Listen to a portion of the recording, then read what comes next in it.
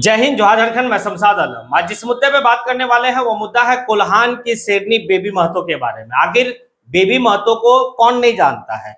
जब से जयराम महतो का संगठन जो है कि झारखंड में काफी एक्टिव रही, उस वक्त से जो है कि बेबी महतो जयराम महतो की संगठन से जुड़ी और जुड़ने के बाद काफी एक्टिव रही। जेएलकेएम पार्टी बनी तो भी जो है कि काफी एक्टिव रही, चुनाव के टाइम में काफी एक्टिव रही, हालांकि चुनाव नहीं लड़ी। तो हालांकि हर कोई जो है कि कोल्हान की शेरनी बेबी महतो को जानता है। आज इसी के बारे में बात करेंगे। और बेबी महतो जो है कि विधानसभा पहुंची, पहली बार विधानसभा वो पहुंची। पहुंचने के बाद क्या कही, जब बेबी महतो सामने आई तो भाई मीडिया वाले लोग कैसे रुकेंगे। मीडिया वालों कुछ सवाल किए तो क्या किए, क्या जवाब उनका रहा। आखिर जो है कि बेबी महतो विधानसभा पहली बार पहुंची तो आखिर किससे मिली और क्या बात लेकर विधानसभा वो आई और किससे जो है कि अपनी डिमांड को रखी, ये सारी बात करेंगे। अब देखिए, एक बात तो और समझना होगा कि जब भी जो है कि जेएलकेएम का महिला नेत्री की बात होगी तो दो महिला ऐसी नेत्री है जो पूरे झारखंड में जो है कि मतलब एक काफी ज्यादा एक्टिव रही है और झारखंड में काफी प्रचलित है। और ये दो नेत्री, एक है कोयलांचल की शेरनी पूजा महतो और एक है कोल्हान की शेरनी बेबी महतो। तो आज बेबी महतो के ही बारे में सारी बात विस्तार रूप से करेंगे। आप लोग वीडियो में अंत तक बने रहिए। चलिए चलते और सारी बात को विस्तार से समझते हैं कि बेबी महतो जो है कि विधानसभा क्यों पहुंची थी। देखिए, दरअसल बात यह है कि बेबी महतो मतलब कोल्हान से आती है और आने के बाद वो जो है कि रांची विधानसभा पहुंचती है। इसी दरमियान में जयराम महतो विधानसभा में वो जिस समिति के सदस्य हैं वो हमेशा उस समिति की बैठक में पहुंचते हैं। तो बेबी महतो जो है कि जयराम महतो यानी कि अपने पार्टी के सुप्रीमो और डुमरी के विधायक जयराम महतो से वो मिलने आई। मिलने के बाद जो है कि काफी कुछ संगठन को लेकर, पार्टी को लेकर, कोल्हान में कैसे हमारी स्थिति मजबूत हो, इसे लेकर जो है कि काफी ज्यादा चर्चा जो है कि अपने पार्टी के सुप्रीमो के साथ वो बैठ के की और काफी एक जो है कि सुखद पल को जो वो एहसास की कि हमारे जो है कि केंद्रीय अध्यक्ष काफी बेहतर तरीके से गाइडलाइन करते हैं और काफी बेहतर तरीके से हम लोग को दिशा निर्देश देते हैं कि आप संगठन को कैसे मजबूत करेंगे। तो संगठन को लेकर, पार्टी को लेकर वो जो है कि खास तौर पे मिलने आई थी।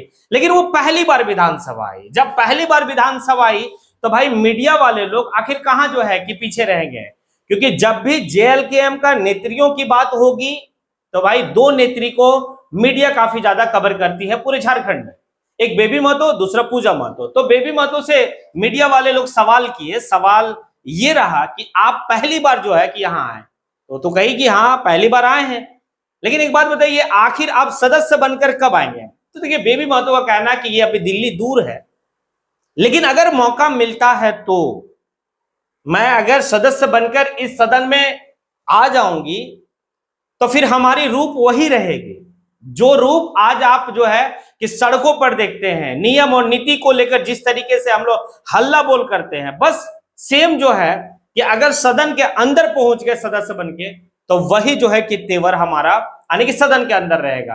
क्योंकि मैं जिस पार्टी से बिलोंग करती हूं या मैं फिर जिस आने की मतलब पार्टी के सुप्रीमो हमारे जयराम महतो जिस तरीके से जो है कि सदन में अपनी बात को रखते हैं, उसी पार्टी का मैं सदस्य हूं। तो मैं, हमारी जो बात होगी या हमारी जो दहाड़ होगी सदन के अंदर वो उसी तरीके से होगी। ये तो बात कही बेबी महतो।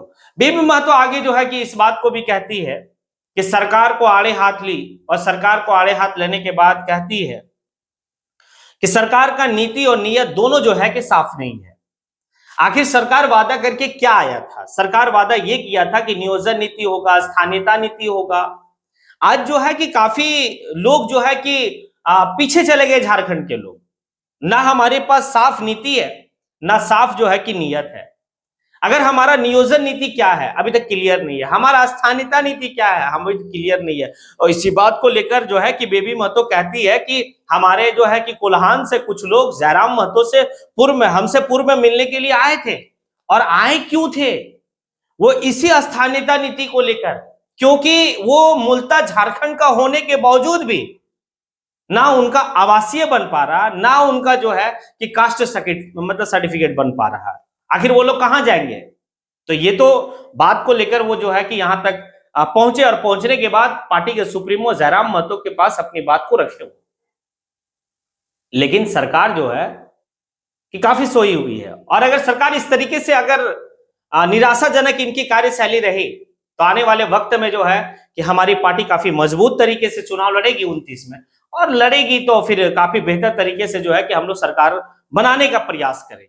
ये रहा बेबी महतो का अपना एक स्टैंड, जो क्लियर स्टैंड उन्होंने दी। आगे बेबी महतो का थोड़ा सा और हम समझेंगे कि बेबी महतो जो है कि 2024 का विधानसभा चुनाव नहीं लड़ी। आखिर क्यों नहीं लड़ी? क्योंकि अगर जेएलकेएम का तेज तर्रार नेत्री में अगर गिनती किया जाए तो भाई पहला दूसरा नंबर पे जो है कि बेबी महतो को देखा जा सकता है। चुनाव क्यों नहीं लड़ी? तो चुनाव नहीं लड़ने के पीछे कारण ये था कि वो अंडर एज थी। अब बात समझिएगा, मतलब वो अंडर एज होने के बावजूद भी जिस तरीके से पॉलिटिक्स में एक्टिव होकर अभी रह रही है, तो खैर 29 में कौन रोकेगा? क्योंकि जिस बेबाक से वो बात को रखती है, निडरता से जिस बात को रखती है, किसी से डरती नहीं है, चाहे वो मीडिया वाले लोग क्या सवाल हमसे पूछेंगे, क्या जो है कि ये होगा, वो कतई जो है कि परवाह नहीं करती है और सामना करती है। तो फिर 29 में कौन रोकने वाला है? और क्या ऐसे लोगों को मौका मिलना चाहिए या नहीं मिलना चाहिए, जो अपना सारा चीज जो है दाव लगाकर झारखंड की झारखंडियत के लिए जो है कि बात हो रही है? मौका तो मिलनी चाहिए। अब मीडिया वाले लोग जो है कि सवाल और किए बेबी महतो से कि जब आपकी पार्टी चुनाव नहीं जीती थी, जब आपके डुमरी के विधायक जयराम महतो चुनाव नहीं जीते थे, तब तक आप लोग जो है कि सड़क पर काफी ज्यादा हो हंगामा स्थानीयता नीति को लेकर, नियोजन नीति को लेकर करते थे, लेकिन अब तो जो है कि इस तरह का रूप आप लोगों का नहीं देखा जा रहा। तो बड़ा बेहतर तरीके से जो है कि बेबी महतो इस सवाल का जवाब दी। बेबी महतो कहती है कि एक वक्त था जब हम सड़क पे जो है कि इस बात को लेकर चलते थे, तो सड़क पे चलने वाले लोगों का, सड़क पे आवाज उठाने वाले लोगों का जो अंतिम जो एक टारगेट होता है वो होता है कि सदन तक कैसे हमारी बात जाए और हमारे लोग सदन तक कैसे पहुंचे और कैसे जो है कि सदन में आवाज को बुलंद करें। तो सड़क से सदन तक हमारी सफर तय हो हुई, और जब हम सदन में गए और सदन में जाने के बाद हमारे पार्टी के सुप्रीमो जयराम महतो जिस तरीके से जो है कि सत्र के दौरान में सारी नीति नियत को लेकर, झारखंड का जो है कि भविष्य को लेकर जितनी मजबूत तरीके से अपनी बात को वहां पर रखे, तो ये तो साबित करता है कि हम सड़क पे भी मजबूत है और हम सदन में भी मजबूत है। ये बेबी महतो कहती है। देखिए वाकई में ये बजट सत्र को झुटलाया नहीं जा सकता। अगर 2024-2025 का आने की बजट सत्र जो रहा वो अगर काफी ज्यादा चर्चा का विषय रहा, तो डुमरी के विधायक जयराम महतो को लेकर रहा, और लोग काफी एक्टिव से जो है कि 20 दिन उस सत्र को देखे कि जयराम महतो क्या मुद्दा उठा रहा है, किस तरह का मुद्दा उठा रहा है। तो बेबी महतो तो कोई जो है कि मतलब ये नहीं कही, वो तो काफी बेहतर तरीके से जो है कि सवाल का जवाब दी। इसीलिए तो कह रहे हैं कि 24 नहीं लड़ी, लेकिन जो एक्टिव अभी जिस तरीके से वो एक्टिव दिख रही है, 29 में वो काफी मजबूत तरीके से चुनाव लड़ेगी, और लड़ेगी तो एक सहारा, एक सहयोगी डुमरी के विधायक जयराम महतो का वो बनेगी, और बनेगी तो काफी मजबूत तरीके से। एक बात समझिए ना, एक तरफ कोयलांचल की शेरनी पूजा महतो 24 का चुनाव लड़ती है, 60,000 वोट लाती है, कुछ एक वोट से तो हारी है। अब बताइए, पूजा महतो भी सदन में प्रवेश करेगी, बेबी महतो भी सदन में प्रवेश करेगी, जयराम महतो भी सदन में जो रहेंगे, और भी तमाम तरह के नेता जो है कि सदन में अगर 7-8 को लोग पहुंच जाएं जेएलकेएम के तरफ से, फिर तो झारखंड की ये जो दशा आप देख रहे हैं ना, ये तस्वीर जो देख रहे हैं ना, ये दोनों बदलेगा, तकदीर भी बदलेगा और तस्वीर भी बदलेगा। आखिर अब आप लोगों से सवाल है कि जिस तरीके से पूजा महतो का या बेबी महतो का आप जो है कि तत्परता देखते हैं झारखंड की झारखंडियत को लेकर, क्या लगता है आप लोगों को, क्या 29 में ये दोनों जो है कि फायर ब्रांड महिला नेत्री जो जेएलकेएम की है, क्या सदन में जाएगी?